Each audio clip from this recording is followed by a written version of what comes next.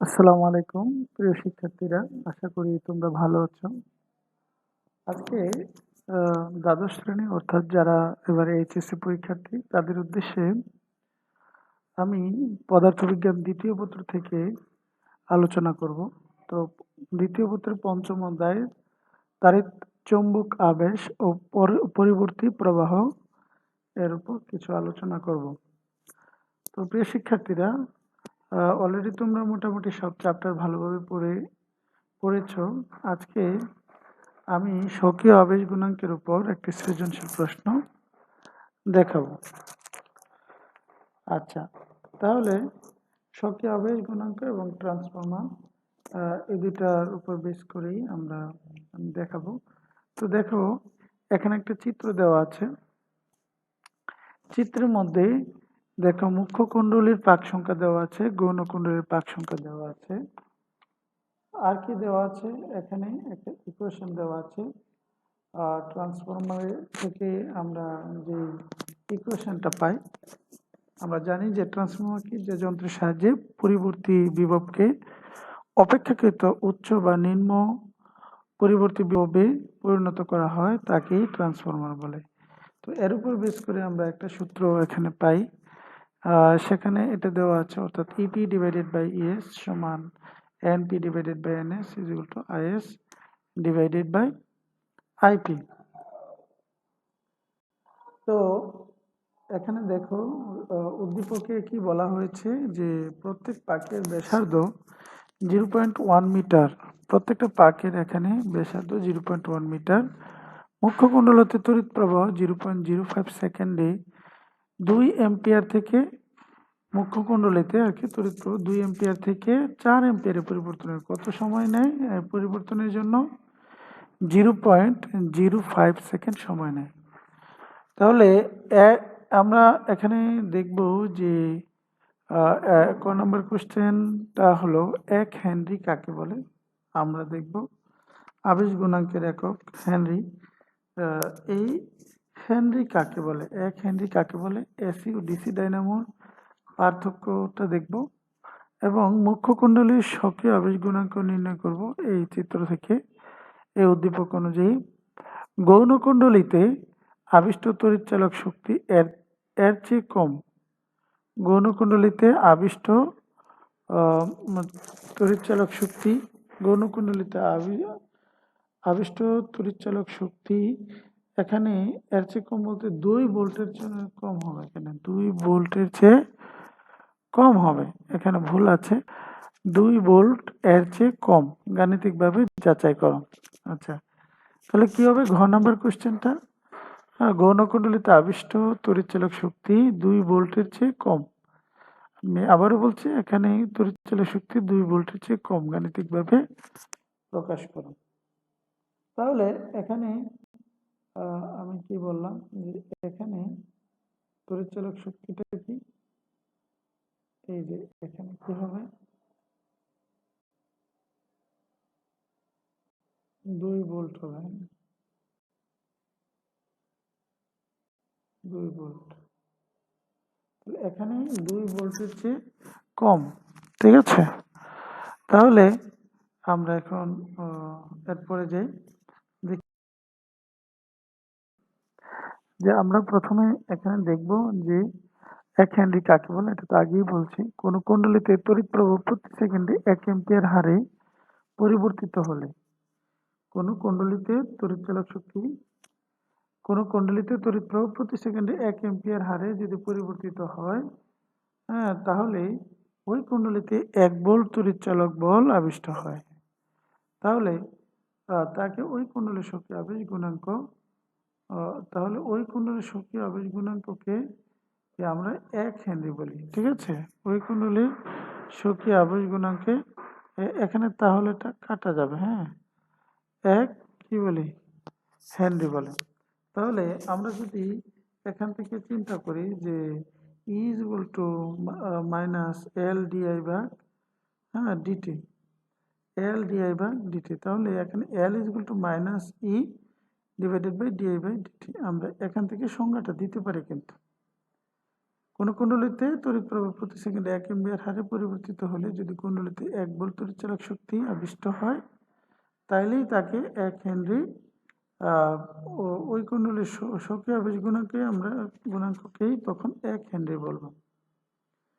ঠিক আছে, তো তোমাদের নিশ্চয়ই মনে আছে স্বকীয় আবেশ গুণাঙ্ক হলো যে কোন কুণ্ডলীতে তড়িৎ প্রবাহ পরিবর্তনের ফলে ওই কুণ্ডলীতে যে তাড়িৎ চুম্বক আবেশ ঘটে তাই স্বকীয় আবেশ।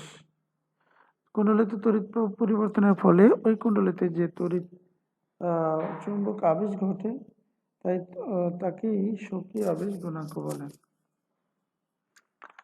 আমরা এখন দেখব এসি ডায়নামো এবং ডিসি ডায়নামো কি। এসি ডায়নামো এবং ডিসি ডায়নামোর পার্থক্যটা দেখব বেসিক্যালি। ঠিক আছে, তাহলে এসি ডায়নামো কি যান্ত্রিক শক্তিকে পর্যাবৃত্ত তড়িৎ প্রবাহে রূপান্তর করে। এসি ডায়নামো যান্ত্রিক শক্তিকে কি করে? পর্যাবৃত্ত তড়িৎ প্রবাহে রূপান্তর করে। ঠিক আছে, তাহলে আমরা জানি যে যে যন্ত্র যান্ত্রিক শক্তিকে তড়িৎ শক্তিতে রূপান্তর করে সেটাই হলো ডায়নামো। এই ডায়নামো দুই প্রকার, একটা হলো এসি ডায়নামো আর একটা হলো ডিসি ডায়নামো। ঠিক আছে, তাহলে এসি ডায়নামো কি বললাম যে যান্ত্রিক শক্তিকে পর্যাবৃত্ত তড়িৎ প্রবাহে রূপান্তর করে, আর ডিসিটা হলো একমুখী তড়িৎ প্রবাহে রূপান্তর করে, মানে যে ব্যাটারি আর কি।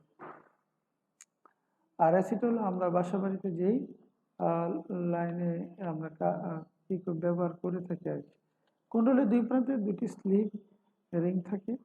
কুণ্ডলীর এটা এসি ডায়নামো, ডিসি ডায়নামো। কুণ্ডলীর দুই প্রান্তে দুটি অর্ধবৃত্তাকার তামার পাত থাকে যাকে কমিউটেটর বলে।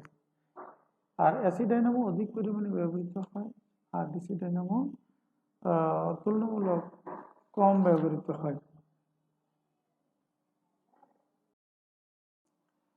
এখন আমরা দেখব যে গ নম্বর কোশ্চেন যেটা বললো স্বকীয় কুণ্ডলীর মুখ্য কুণ্ডলীর স্বকীয় আবেশ গুণাঙ্ক। মুখ্য কুণ্ডলীর স্বকীয় আবেশ গুণাঙ্ক, তাহলে মুখ্য কুণ্ডলীর স্বকীয় আবেশ গুণাঙ্ক L সমান আমরা কি জানি? Pi mu naught n square r divided by 2। তাহলে আরটা হলো এখানে কুণ্ডলীর ব্যাসার্ধ দেওয়া আছে 0.1 মিটার, আর n এর মান কুণ্ডলীর পাক সংখ্যা 100 আর এখানে 100 যদি হয়ে থাকে তাহলে আমরা যদি মানগুলো এই সমীকরণে বসিয়ে দিই, পায়ের মান কত হবে? 3.14। আর এখানে মিউ নটের মান হলো 4 pi into 10 to the power inverse 7 tesla metre per ampere. ঠিক আছে, তাহলে মানগুলো বসিয়ে দিয়ে আমরা যদি ক্যালকুলেটরে দেখি যে এর মান আসবে 1.98 into 10 to the power inverse 3 Henry. সুতরাং আমরা বলতে পারি মুখ্য কুণ্ডলীতে স্বকীয় আবেশ গুণাঙ্ক L is equal to 1.98 into 10 to the power inverse 3 Henry.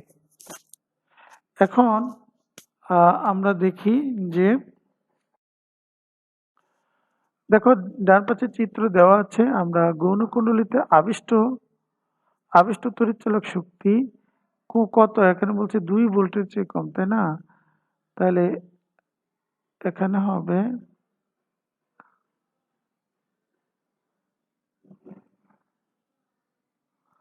2 volt হবে। হ্যাঁ, 2 ভোল্ট।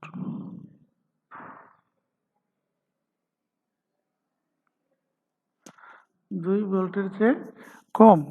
তাহলে আমরা জানি যে ইপি ইজ ইকুয়াল টু মুখ্য কুণ্ডলীর তড়িৎচালক শক্তি EP is equal to L DI ভাগ ডিটি।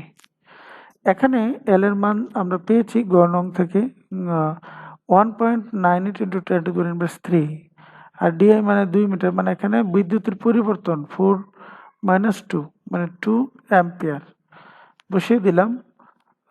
তাহলে ইপির মান আসলো 0.0792 ভোল্ট। আবার আমরা জানি চিত্রের মধ্যে দেওয়াই আছে যে EP is equal to EP divided by ES সমান এনপি ডিভাইডেড বাই এনএস। তাহলে ইএস ইজ ইকুয়াল টু কি হবে? NS divided by NP into EP গুণ করে দিলে, তাহলে মান যদি বসিয়ে দেই যে ইপির মান কত? এখানে 0.0792, এনএস এর মান হলো 200, এনপির মান 100। তাহলে কত আসবে? আসছে 0.1584 ভোল্ট। এটা ইএস এর মান 0.1584 ভোল্ট। আচ্ছা, মুখ্য কুণ্ডলীর তড়িৎচালক শক্তি পাইলাম, তাই না? তাহলে আমাদের যেটা দরকার ছিল যে মুখ্য কুণ্ডলীর তড়িৎচালক শক্তি, হুম, শক্তির তুলনায় অর্থাৎ গৌণ কুণ্ডলে আবিষ্ট তড়িৎচালক শক্তিটা কত, 2 ভোল্টের চেয়ে কম। তাহলে এখানে ইএস সেকেন্ডারিতে সেকেন্ডারি তোমার কি পেলাম, অর্থাৎ গৌণ কুণ্ডলীতে আবিষ্ট তড়িৎচালক শক্তি কত পাইলাম, 0.1584 ভোল্ট, যা 2 এর কম। সো আমরা বলতে পারি যে গৌণ কুণ্ডলীতে আবিষ্ট তড়িৎচালক শক্তি কত হবে, 2 ভোল্ট এর থেকে কম হবে। ঠিক আছে, এর চেয়ে কম। আশা করি আমার ক্লাসটি ভালো লেগেছে। কোনো কোন ধরনের প্রশ্ন থাকলে অবশ্যই জানাবে। ভালো থেকো সবাই। পরবর্তী ক্লাস নিয়ে আসবো ইনশাল্লাহ এই অধ্যায়ের উপর। তো সবাইকে ধন্যবাদ। আল্লাহ হাফিজ।